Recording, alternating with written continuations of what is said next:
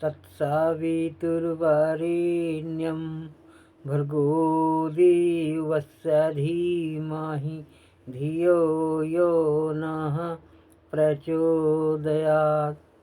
भाइयों एवं बहनों, मैं डॉक्टर चंद्रभान सिंह, अयोध्या वासी, आपके सामने एक बहुत ही अच्छा वीडियो लेके आया हूँ और मुझे पूर्ण आशा है कि आप लोगों को बहुत पसंद आएगा। हमने पीछे कई वीडियो बनाए जिसमें लोगों ने लाइक किया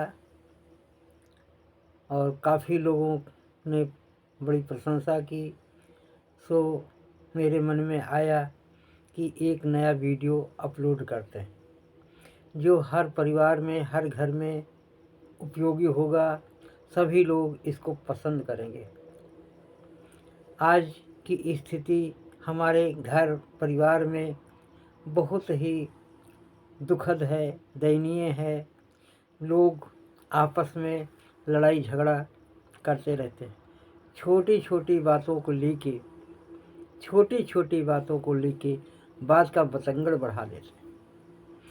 सो भाइयों एवं बहनों, मैं आप लोगों से विनम्र निवेदन करना चाहता हूँ कि हमें छोटी छोटी बातों को लेके बातों को बढ़ाने की ज़रूरत नहीं।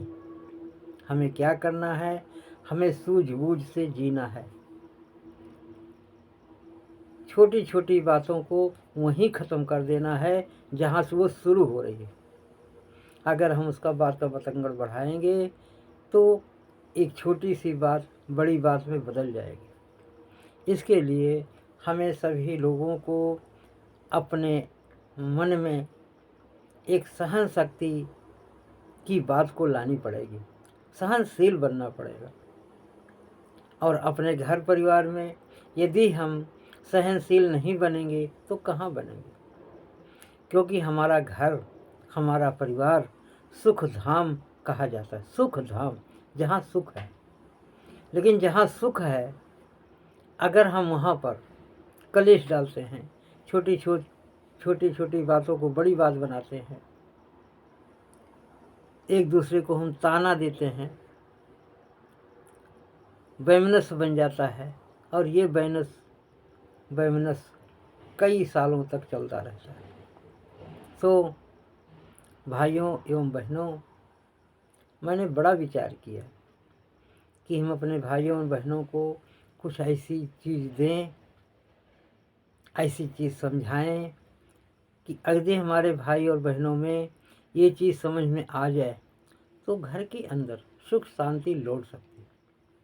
हम सभी लोग सुख शांति की तलाश करते हैं, सुख शांति की, लेकिन खुद सुख शांति को अपने जीवन में अप्लाई नहीं करते।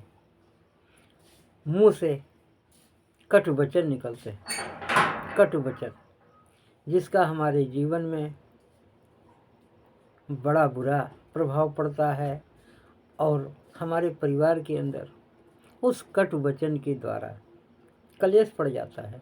लोग उसको पसंद नहीं करते। जो बंदा, जो व्यक्ति कटु वचन बोलता है उसको कोई नहीं लाइक करता, कोई नहीं पसंद करता।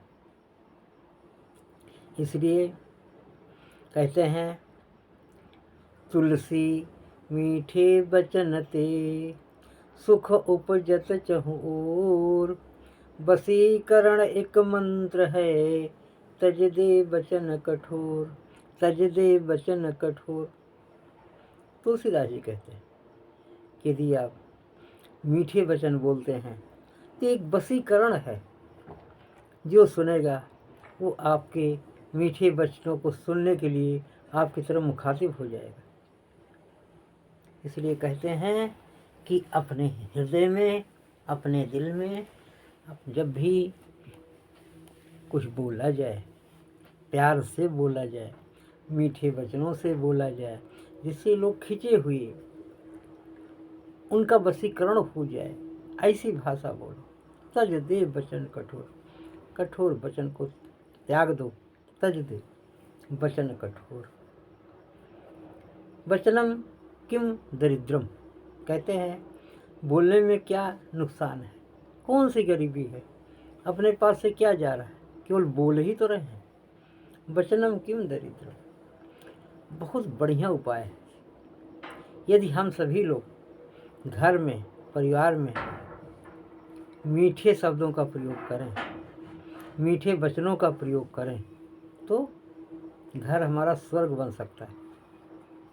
भाइयों बहनों, बहुत ही विनम्र निवेदन करते हैं दिल से, अगर आप लोग इस वीडियो को देख रहे हैं और इस वीडियो में बताए हुए नियमों का पालन कर रहे हैं, तो आपके घर में, आपके परिवार में बहुत सुख शांति आएगी। बहुत कुछ चीज़ों को हम लोगों को, अनावश्यक चीज़ों को त्याग कर देना चाहिए, त्याग कर देना चाहिए, क्योंकि कुछ अनावश्यक चीज़ें हमारे घर में कलह कलेश बढ़ाते हैं। सबसे बड़ी बात है, हमें अपने घर को, अपने कपड़ों को, अपने शरीर को हमेशा साफ सुथरा रखना चाहिए। साफ सुथरा रखने से घर में बरकत होती है, लक्ष्मी जी का प्रादुर्भाव होता है, लक्ष्मी जी प्रसन्न होती हैं। साथ में मीठी बाणी का प्रयोग होना चाहिए हमेशा। और घर में कोई एक पूजा स्थान बनाया जाए। ऐसा कहते हैं कि पूरब और उत्तर के कोने में, जो जिसको हम ईशान कोण बोलते हैं, उस जगह पूजा स्थल बनाया जाए और पूजा स्थान पर हमेशा घी का दिया जलाया जाए और परमात्मा से विनती की जाए, हे परमात्मा हमें घर में सुख शांति दो। रोज उनकी आरती हो, हनुमान चालीसा हो, सुंदर कांड हो, और साथ में उनसे बराबर ये प्रार्थना होती रहे, क्योंकि जहाँ पर सुख शांति है, जहाँ पर भगवान की पूजा होती है, आराधना होती है, परमात्मा खुश होते हैं और वहाँ पर सुख शांति आ ही जाती है। सो भाइयों एवं बहनों, हम एक दूसरे की गलतियों को क्षमा करते हुए, माफ़ करते हुए जीना सीखें, माफ़ करना सीखें। अगर कहीं गलती हो गई है, माफ़ी मांग लिया, और किसी से गलती हो गई है, माफ़ कर दिया, क्षमा कर दिया। क्षमा भाव परमात्मा का भाव है। क्षमा बड़न को चाहिए, छोटन को उत्पात, कारहीम हरि को घट्यो, जो भृगुमारी लात। ऐसा है परमात्मा। कहानी बड़ी है लेकिन छोटी सी बात है कि भगवान विष्णु के हृदय पर, छाती पर भृगु जी ने लात मार दिया था, तो भगवान विष्णु ने उनका चरण पकड़ के सहलाने लगे, महाराज आपके पैर में कहीं चोट तो नहीं आई। इसलिए उन्होंने दोबारा क्षमा मांग लिया भृगुनाथ जी ने भगवान से, क्योंकि भगवान करुणा के सागर है। उनको भृगु ने चोट पहुंचाई तो उल्टे उनका वो पैर सहलाने लग गए। इसलिए हम लोगों के अंदर एक उदाहरण है, दिया गया है कि हम सभी के अंदर क्षमा भाव जरूर आना चाहिए। क्षमा भाव, एक दूसरे की गलतियों को क्षमा करें, घर में साफ सफाई रखें, पूजा स्थल में भगवान से विनती रोज करें, हे परमात्मा हमारे घर में सुख शांति रहे। इस तरह धीरे धीरे कलह का माहौल खत्म हो जाएगा, कलह कलेश की स्थिति खत्म हो जाएगी। उस स्थिति को हम लोगों को खुद प्रयास करना पड़ेगा। एक दूसरे की बातों को अनसुना करें। कोई थोड़ा से, कोई बड़ा है, कोई छोटा है, उल्टा सीधा बोल गया है, तो हमें उस पर ध्यान नहीं देना है, अवॉइड करना है, अनसुना करना है, अनसुना करना है। उसको सुनने का कोई फ़ायदा नहीं, सुनने का कोई फ़ायदा नहीं। इसलिए आप सभी लोग समझदार हैं, पढ़े लिखे हैं, आपके ही बीच में मैं भी बैठा हूँ।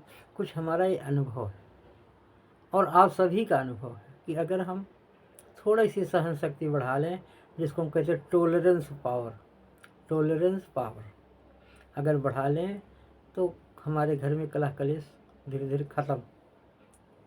तो भाइयों एवं बहनों, कहने के लिए बहुत कुछ है।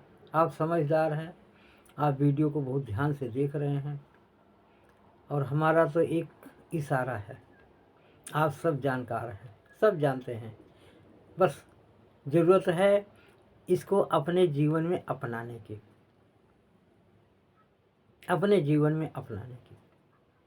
तो भाइयों बहनों, आप लोग अंत तक वीडियो देख रहे हैं, सो इसके लिए बहुत बहुत धन्यवाद। और मुझे पूर्ण आशा है कि आप अपने जीवन में जो हमने बताया सभी बातों को अपने जीवन में ज़रूर लागू करेंगे, और लागू करना ही चाहिए, क्योंकि घर परिवार से बड़ा सुख धाम कोई नहीं। आदमी कहीं परेशानियों में पड़ता है, कहीं दुख सुख में पड़ता है, तो अपने घर भाग के आता है। तो घर में ही अगर हम कलह कलेश की स्थिति बनाएंगे तो कहाँ जाएंगे। इसलिए घर का माहौल सुखद बनाइए, और सुखद बनाने का जो तरीका है वो आपके हाथ में, बस थोड़ा सा विचार करने की ज़रूरत है।